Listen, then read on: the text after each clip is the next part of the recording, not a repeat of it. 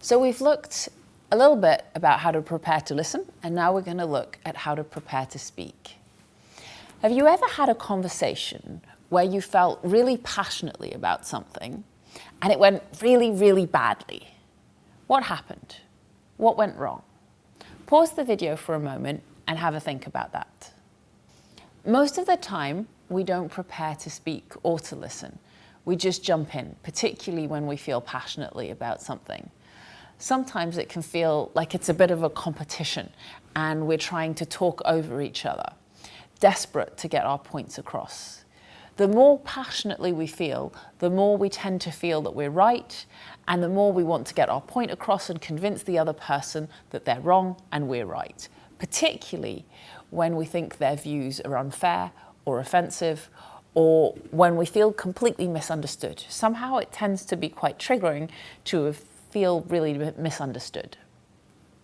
But often in a conversation, there's no one listening, realistically. In this video, we're going to talk about how to change that and how to prepare to make a conversation a more positive learning experience for everyone involved. We tend to get very focused on ourselves and our world, and that's very natural, particularly when we feel passionately about something. But here we want to focus on the other person, not just on ourselves. Let me give you some reasons why, because this is a bit counterintuitive. When we're going to speak, generally, we want to have an impact. We want to have an effect. There's a message that we want to get across. And there's no point speaking if no one's listening. That's really obvious, but I'm going to say it again because most of the time, I don't think we really get this. There's no point speaking if no one is listening. In order to have someone listening to you, they have to be able to listen. So the calmer and more regulated they are, the more likely it is that they'll be able to take your message in and understand your perspective, which ultimately is what you want. The best way to help someone listen to you is to listen to them and show them that you've understood.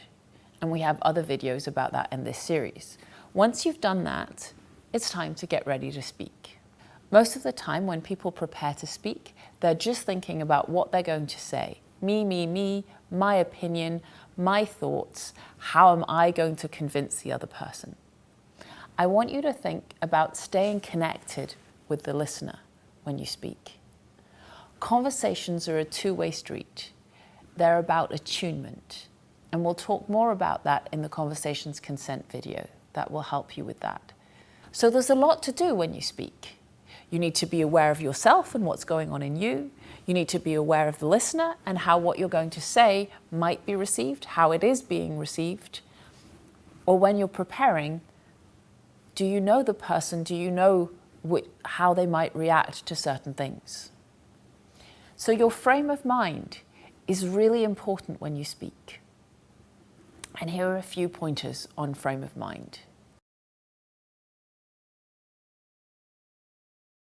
First, the relationship has to be more important than the content of the conversation. I realize that's counterintuitive. And it may be that in the wider world, the relationship is not more important than the big, essential point that you want to make. But in this conversation, this relationship has to be more important than the content so that you can stay in conversation. The second point is that you want to respect the other person as a human being, even if you don't respect what you think their opinion is, because chances are you haven't fully understood their opinion. So often people have misunderstood each other's point of view. So respect is key. If someone feels respected, they're much more likely to listen to you. You want to draw alongside the other person. That's where the best exchange is likely to happen. Thirdly, you want to be trying to solve a problem together, not be pitted against each other. See if you can feel as though the two of you are on the same team against the problem, not pitted against each other. Then I want you to ask yourself 4 questions. The first question is, what is my intention? There are a lot of very reliable sources that say that this is a really important question, including the book Crucial Conversations that's in the references and IFIO Couples Therapy. Do a big intentions check, and if your intention's not good or kind, change it. The Arbinger Institute has a concept of heart of war and heart of peace.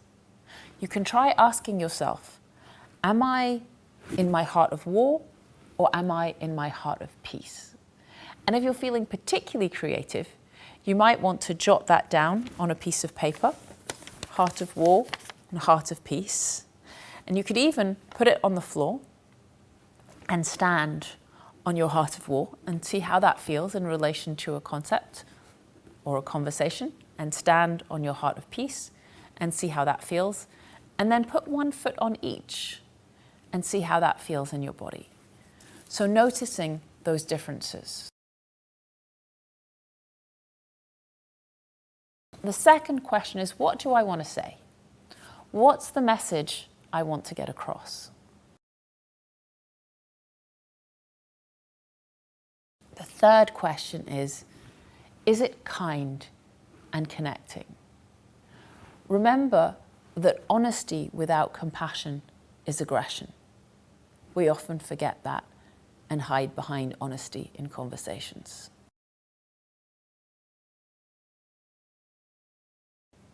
Fourth question, how can I help the other person be able to listen to me? And you may even want to check in with them and ask them that question. And set up some guidelines between the two of you to pause if they can't listen in a challenging conversation, or to take a break.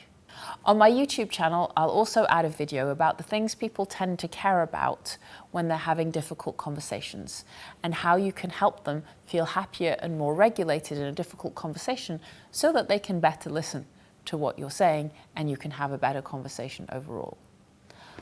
Last but not least, remember to go slow to go fast. The slower you go in challenging conversations, the better it is. There isn't just this one conversation, it's a relationship. If you want to stay up to date with new releases in the UCL Disagreeing Well series, then please subscribe to UCL's YouTube channel and UCL Minds newsletter.